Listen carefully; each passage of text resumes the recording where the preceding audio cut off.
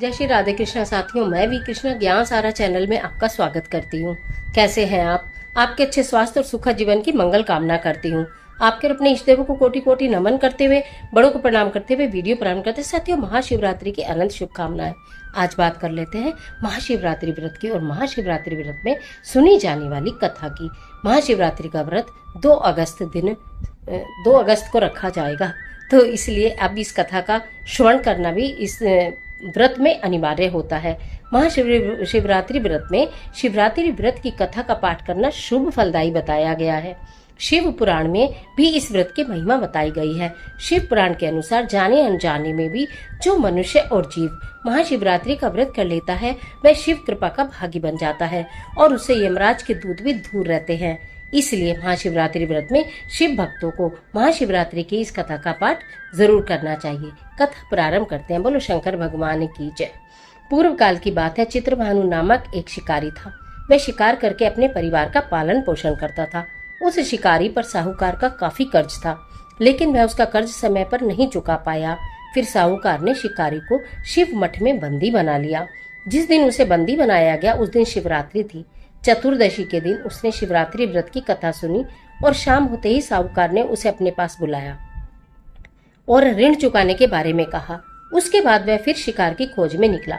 बंदी गृह में रहने के कारण वह बहुत भूखा था। शिकार की तलाश में बहुत दूर निकल आया। अंधेरा होने पर उसने जंगल में ही रात बिताने का फैसला किया और एक पेड़ पर चढ़ गया। उस पेड़ के नीचे शिवलिंग था जो बेलपत्र के पत्तों से ढका हुआ था। शिकारी को उसके बारे में जानकारी नहीं थी। पेड़ पर चढ़ते समय उसने जो टहनियां तोड़ी वह शिवलिंग पर गिरती रहीं। इसी तरह से भूखे प्यासे रहकर शिकारी का शिवरात्रि का व्रत हो गया और शिवलिंग पर बेलपत्र भी चढ़ गए। रात के समय एक हिरनी पानी पीने तालाब पर आई। शिकारी जैसे ही उसका शिकार करने जा रहा था, तभी हिरनी बोली, मैं गर्भवती हूँ, शीघ्र ही प्रसव करूंगी। तुम एक साथ 2 जीवों की हत्या करोगे। मैं बच्चे को जन्म देकर तुरंत तुम्हारे सामने आ जाऊंगी, तब तुम मुझे मार लेना। शिकारी ने हिरनी को जाने दिया। इस दौरान अनजाने में कुछ बेलपत्र शिवलिंग पर और गिर गए। इस तरह उसने अनजाने में प्रथम पहर की पूजा भी पूरी कर ली। कुछ देर बाद एक और हिरनी उधर से निकली।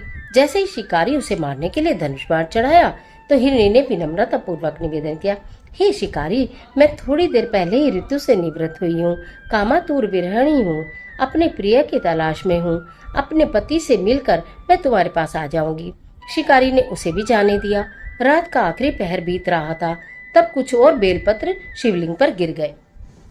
ऐसे में शिकारी ने अनजाने में ही अंतिम पहर की भी पूजा कर ली। क्योंकि आप लोग जानते ही हैं कि शिवरात्रि पर 4 पहर की पूजा का विधान है, तो इस प्रकार शिकारी का अंतिम पहर भी पूरा हो जाता है। इस दौरान वहां एक हिरनी अपने बच्चों के साथ आई। उसने भी शिकारी से निवेदन किया और शिकारी ने उसे भी जाने दिया। इसके बाद शिकारी के सामने एक हिरन आया। शिकारी ने सोचा, अब तो मैं इसे यहाँ से जाने ही नहीं दूंगा, इसका शिकार जरूर करूंगा। तब हिरन ने उससे निवेदन किया, मुझे कुछ समय के लिए जीवन दान दे दो। शिकारी ने पूरी रात की घटना उस हिरन को सुना दी कि मैंने सबको जीवन दान दिया है, लेकिन अब तुम्हें नहीं छोड़ूंगा। तब हिरन ने कहा कि जिस तरह से तीनों पत्नियां प्रतिज्ञाबद्ध होकर गई हैं, मेरी मृत्यु से अपने धर्म का पालन नहीं कर पाएंगी।